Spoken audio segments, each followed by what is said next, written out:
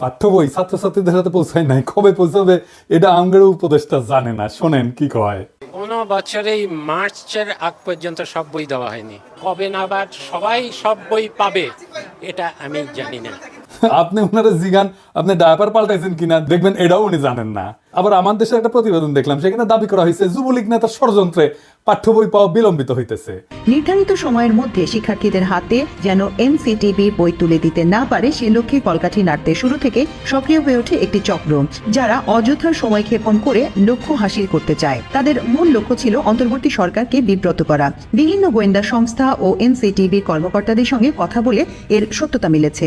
মুদ্রণ শিল্প সমিতির সাবেক সভাপতি এবং যুবলীগ নেতা জহুরুল ইসলাম পাঠ্যপুস্তক নিয়ে সরকারকে বিব্রত করতে প্রথম থেকেই সক্রিয় হয়ে ওঠেন। এরই অংশ হিসেবে সরকারের বিনামূল্যের পাঠ্য বই মুদ্রণের জন্য 25 মার্চ পর্যন্ত সময় চেয়ে শিক্ষা উপদেষ্টা বরাবর চিঠি পাঠিয়েছিলেন মুদ্রণ শিল্প সমিতির সিনিয়র ভাইস চেয়ারম্যান জুনাইদুল্লাহ আল মাহফুজ। এ নিয়ে ব্যাপক আলোচনার পর তড়িঘড়ি করে সংবাদ সম্মেলন ডেকে ক্ষমা চান মাহফুজ এবং সমিতির প্যাডে চিঠিটি যাওয়ায় নিজের দায় স্বীকার করে ক্ষমা চেয়েছেন সমিতির সভাপতি রাব্বানী জাব্বারও। রাব্বানী সাবেক ডাক ও টেলিযোগাযোগ মন্ত্রী মোস্তফা জাব্বারের আপন ভাই। আওয়ামী লীগের মন্ত্রী স্টিভ জব্বারের ভাইরে দেওয়া হয়েছে বই ছাপানোর দায়িত্ব, রাব্বানী জব্বার, তো এই হবে না। যাই হোক, আজকে আমি এই শিক্ষাক্ষেত্রে বিশেষ করে প্রাথমিক আর মাধ্যমিক শিক্ষার ক্ষেত্রে সিলেবাস, পাঠ্য বই, পরীক্ষা পদ্ধতি এই সমস্ত নিয়ে শিক্ষা ব্যবস্থার সংস্কার নিয়ে কথা বলবো। শিক্ষা সংস্কার নিয়ে কথা বলার আগে দুটো জিনিস নিয়ে একটু কথা বলে নিই, এটার সাথে সম্পৃক্ত। ছাত্ররা বই পায় নাই। এই যে মাসুদ কামাল কইতেছে হাসিনার আমলে কখনোই বই পাইতে দেরি হয় নাই, শোনেন কি কইতেছে, তার মুখেই শোনেন। এত বছর ধরে মানুষ স্বৈরাচার বলে তো সব বলছি, গালাগালি সব করছি, একটা কিন্তু পোলাপান বই পাইছি, পাইছে না, উনি দিতে পারবেন না। সে কি ঠিক বলিছে? দেখেন এটা 2023-এর খবর, বই ঠিক সময় মতো পাইছে। আবার দেখেন এটা 2022-এর খবর, তার আগের বছর ঠিক সময় মতো বই পাইছে। 2023-এর আর একটা খবর দেখায় যে দেখেন ঠিক সময় মতো বই পাইছে। তাহলে মাসুদ কামাল কেন বলে যে হাসিনার আমলেও বই পাইছে 1 তারিখে? মাসুদ কামাল হাসিনার লেসপেন্সারি করিচ্ছে, ফ্যাসিবাদের লেসপেন্সারি করিচ্ছে, এটা টের পাচ্ছি। কারণ মাসুদ কামাল মনে করিচ্ছে আওয়ামী লীগ যদি আবার ক্ষমতা এসে যায় তাহলে একটা দাও মারা লাগবে। যাই হোক, এটার বাইরে একটা কারণ আছে। কারণ এটা হচ্ছে বাংলাদেশ। কেউ যদি প্রমিনেন্স পায়, নিজের ঈশ্বর ভাবতে থাকে, সে নিজেই রেফারেন্স উৎপাদন করে, নিজে চেক করবে তার টাইম কই। তাহলে এই যে মিশা কথাটা সে কইলো, তার কি হবে?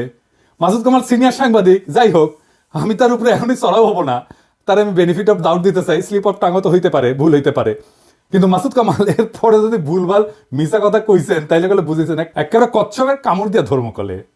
এবার আসেন, বইয়ের সিলেবাস পাল্টাইছে সরকার, জুলাই আগস্টের বিপ্লবের ঘটনা ঢুকাইছে। কি ঘটনা করেছে সেটা না দেখি, আসেন। দেখেন হাসিনার নাম নেয়নি, পরে মনে হয় পুলিশের দায় শুধু, আওয়ামী লীগ নাই, ছাত্রলীগ নাই, গণঅভ্যুত্থানের বিরুদ্ধে মেইন কালপ্রিটের নাম নাই। এরা বাচ্চাদের কি শিক্ষা দিতে চায়? যদি বইয়ে হাসিনার নামই লেখা না হয়, আওয়ামী লীগের নামই লেখা না হয়, ফ্যাসিবাদের নামই লেখা না হয়, তাহলে গণঅভ্যুত্থানটা হইলো কার বিরুদ্ধে? জনগণ তো হাসিনার বিরুদ্ধে দাঁড়াইছে, পুলিশ তো প্রতিরোধ করতে জ্ঞান নিপীড়ন করছে হাসিনার অর্ডার নিয়ে। এই নৃশংস প্রতিরোধের দায় কেবল পুলিশকে দিচ্ছে কেন? হাসিনার নাম কেন নিচ্ছে না? বাচ্চাদের জানা উচিত না হাসিনা জোর করে ক্ষমতায় থাকা এবং তার অপশাসনের বিরুদ্ধে আমরা ফাইট করছি। আমাদেরকে এখনো কারা হাসিনার রাজ্যে রাখতে চাচ্ছে, যে রাজ্যে হাসিনাকে কালপ্রিট বলা যাবে না? তো কে লিখেছে?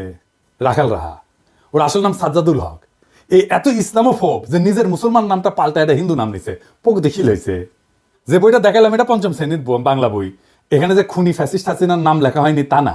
9ম 10ম শ্রেণীর বাংলা বইয়ে জুলাই আন্দোলনের ইতিহাস কেন্দ্রিক একটা গদ্য যুক্ত করা হয়েছে, এটাতেও খুনি হাসিনার নাম লেখা হয়নি, আওয়ামী লীগের নাম নেওয়া হয়নি, ছাত্রলীগের নাম নেওয়া হয়নি। নাম না নিয়ে এরা ইতিহাস লিখেছে।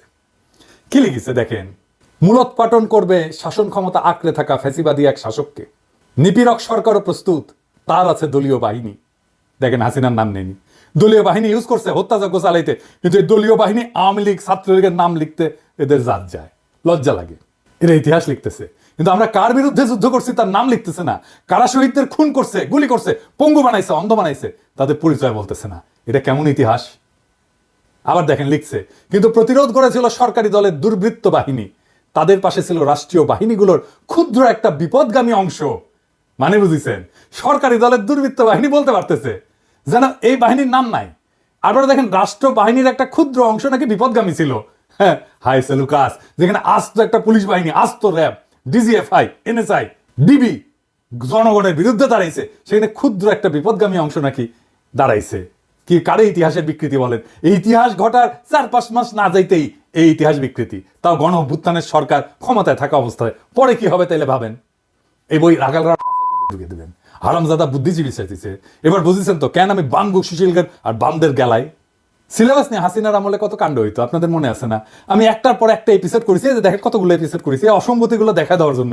সিলেবাস নিয়ে সিরিয়াস কাজ হাতে গোনা বাংলাদেশে কয়েকজন করছে, তার মধ্যে আমি একজন। একবার ঘুণাক্ষরও আমারে কইলো না, ভাই আপনার মতামতগুলো কি বলেন, বইগুলো দেখে একটু মতামতগুলো দেন, বলে না। আমি যে খুব জ্ঞানী লোক তা না, কিন্তু আমাকে দেখতে দিলে তো ক্ষতি নাই, তাই না? আমার রিকমেন্ডেশন নিয়েন না, দরকার হইলে একটা মতামত তো ফ্রি পাইতেন, তাই না? রাগাল রাজ্যে কাজটা করিচ্ছে, টাকা নিচ্ছে, গাড়ি ঘুরিচ্ছে, গাড়ি পাইছে একটা ফ্রি, অফিস পাইছে, স্টাফ পাইছে, আমরা তো টাকা দিতে হতো না। তো সাজেশন নেন না কেন? কারণ হইতেছে রাখাল রায় শুধু হিন্দু নামই নেয়নি, তার সাথে হিন্দু ধর্মের বর্ণ প্রথাও নিছে। আমি তো নমশূদ্র, তাই আমার সাজেশন নিলে জাত যাবে রাখাল রাহার। রাখাল রাহালে কেউ দেখলে জিগায়েন তো, ওই যে ক্ষুদ্রকালে ওর যন্ত্রের যে কর্তৃত্ব চামড়া আছে না আগা, ওটিকে আবার লেগে নিছে নাকি প্লাস্টিক সার্জারি করে। যাই হোক, দেখেন আসিফ মাহতাব উৎস যে নতুন বই নিয়ে কি কইতেছে, ওরাও তো খুশি না। দেখেন তার ভিতরে কি কি দিচ্ছে তার একটা নমুনা কেউ একজন লিক করেছে, এবং এটা আসলে যে তাদের মধ্যে আছে সেটা আমরা কনফার্ম করেছি। যে একটা গল্প তারা দিয়েছে, এটা আপনারা সব অনলাইনে পাবেন। তো গল্পটার এখানে অনেক সুন্দর সুন্দর কথা আছে, তার মধ্যে আমি একটা পড়ে শোনাই, যেটা পড়তেও আমার ভালো লাগছে। Sundays try to walk like a lady and not like the slut that you bent on becoming. এটার মানে হচ্ছে এইভাবে, মানে রবিবারে ভালোভাবে হেঁটে যাবে, যাতে করে তুমি যেই খানকি না সেটা হতে চাও, তুমি সেটা না হতে পারো। এবং এই গল্পে এই ওয়ার্ডগুলি, মা মেয়েকে খানকি ডাকছে, এটা মানে বারবার আসছে। আমি জানি না এই গল্পটা আমাদের সাহিত্য বা ইংলিশের ক্লাস 9-এর বইয়ে থাকা কতটা প্রয়োজন। তার মানে সিলেবাস নিয়ে ঝামেলা মিটাইতে পারে নাই। এবার আসেন আমি সলিউশন নিয়ে কথা বলি। এখন যেভাবে বই ছাপা হয় সেটা বন্ধ করতে হবে, তাইলে পরিবেশের ক্ষতি কিছুটা কমবে। গাছ কাটতে হবে না কাগজ তৈরি করার জন্য, কোনো ছাপা বই থাকবে না। ছাত্রছাত্রীরা ট্যাব পাবে, ট্যাব। 1 বছর বইয়ের জন্য প্রত্যেক ছাত্রের পিছনে খরচা হয় প্রায় 500 টাকার মতো। ট্যাবের আয়ুষ্কাল যদি 3 বছর ধরি, তাহলে এই 3 বছরের খরচা মানে 1500 টাকায় বাংলাদেশে একটা উন্নত মানের ট্যাব উৎপাদন করা যাবে, যেটা পড়ালেখা করতে পারবে। চিন্তা করেন কি পরিমাণে কর্মসংস্থান হবে যদি আমরা বাংলাদেশে ট্যাব উৎপাদন করতে পারি। আবার ট্যাবের তো ট্রাভেল শুটিং হবে, রক্ষণাবেক্ষণের জন্য নানা উদ্যোগ গড়ে উঠবে, নানা লোক এখানে কাজ করবে। এইটা সব স্কুল মাদ্রাসা একসাথে থাকবে। একটা সেন্ট্রাল ডেটাবেজে ভ্যালিডেটেড চ্যাপ্টার থাকবে, বইয়ে লেখে লেখে ওইখানে ভ্যালিডেটেড চ্যাপ্টার একটা স্টোর করা হবে আর্কাইভে। ওই আর্কাইভে চ্যাপ্টারগুলো থাকবে, বইগুলো লিখবে স্কুল আর মাদ্রাসার শিক্ষকেরা, ভ্যালিডেট করবে একটা বোর্ড। সংশ্লিষ্ট স্কুল বা মাদ্রাসার নিজের বই বা নিজের মডিউল সেন্ট্রাল ডেটাবেস থেকে, ওই আর্কাইভ থেকে চ্যাপ্টার দিয়ে নিজেরাই তৈরি করে নেবে ইলেকট্রনিক্যালি। বলবে এই আমার বই এই চ্যাপ্টারগুলো থাকবে, ব্যাস বই তৈরি হয়ে গেল। ওটা ডাউনলোড করে নেবে ছাত্ররা। এটা সুবিধা হচ্ছে স্থানীয় ভিত্তিতে নিজস্ব সিলেবাস তৈরি হবে। ধরেন আমি একটা এক্সাম্পল দিই, ময়মনসিংহ, রাজশাহী, চাঁপাইনবাবগঞ্জ, পাবনা, বগুড়া, কুড়িগ্রাম, গাইবান্ধা, এই সমস্ত অঞ্চলে একটা বিশেষ রোগ হয়, জানেন, খুব খতরনাক রোগ হয়। এটার নাম হইতেছে কালাজ্বর।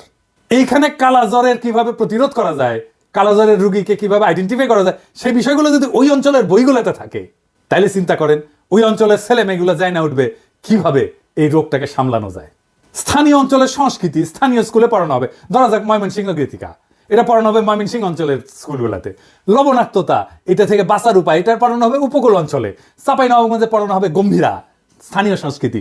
কালাই রুটি, পার্বত্য চট্টগ্রামে ম্যালেরিয়া পড়ানো হবে। অত্যন্ত রিচ কারিকুলাম তৈরি করতে পারবো আমরা। স্কুলের শিক্ষক আর স্থানীয় স্কুল কমিটি তাদের বই ঠিক করে নেবে। বইয়ের সাথে সাথে কয়েক হাজার প্রশ্নও তৈরি করা থাকবে। এই প্রশ্ন করার জন্য কোনো ঝামেলার দরকার নাই। চ্যাটজিপিটিতে বইটা আপলোড করে দিয়ে বললেই হবে এই বই থেকে 2000 প্রশ্ন তৈরি করে দাও, উত্তরও তৈরি করে দাও। তাইলে তারা প্রশ্ন তৈরি করে দেবে, উত্তরও তৈরি করে দেবে। বইয়ের চ্যাপ্টারের ভ্যালিডিটি থাকবে 3 বছর।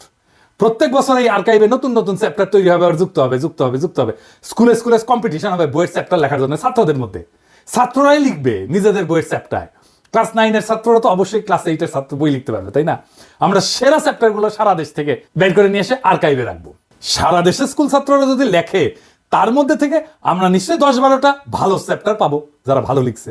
প্রত্যেক চ্যাপ্টারের জন্য অনলাইন টিচিং মডিউল তৈরি করব অনলাইনে। সেইখান থেকে মূলত শিখবে ছাত্ররা। আমাদের কোয়ালিটি শিক্ষকের সমস্যা কমবে।